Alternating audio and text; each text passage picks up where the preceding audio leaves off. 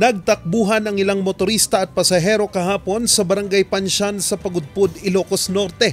Makikita sa kuwang video ni Jamaica Candelaria ang pagguho ng lupa. Pero bago pa man ang pagguho, isinara ng kalsada bandang 1:00 ng madaling araw kahapon dahil sa panakanakang pagguho. Kaninang umaga, binuksan ang kalsada para makatawid ang mga tao at mga motorsiklo. Isa na dito si Elmer na galing pang Cagayan. So, nung pagdaan po namin sakto, nagpapagaw na sila ng mga maliliit na sasakyan, mga motor po. Medyo malambot po talaga yung daan eh. Hindi po siya ganoon talaga na kasolid pa rin. Humingi ng paumanhin ang alkalde at tiniyak nila sa publiko na ginagawa na nila ang lahat para matanggal ang gumuhong lupa. Kanina nga, ang sabi ng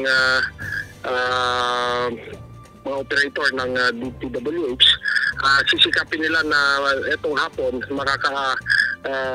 makaka-travel yung mga light vehicles at least.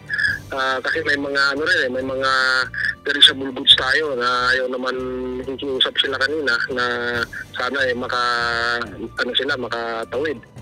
Nagsimula pa ang panakanakang pagguho ng lupa nung nakarang linggo dahil sa pagulang dala ng amihan. Dahil sa pagguho, nawalan ng supply ng kuryente ang bayan ng Adams at Barangay Pansyan pero naibalik din ito kinahapunan.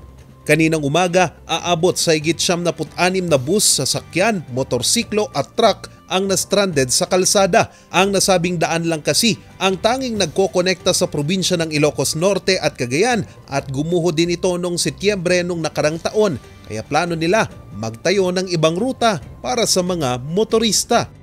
Bridge siya doon sa baba, doon sa malapit sa dagat. Kung nakikita niyo yung Patapat Bridge ngayon, continuation yun, papunta sa kabila, doon sa may tapat ng landslide area. So hindi na sa bundok dadaan yung traffic natin kundi dito sa baba na sa may dagat.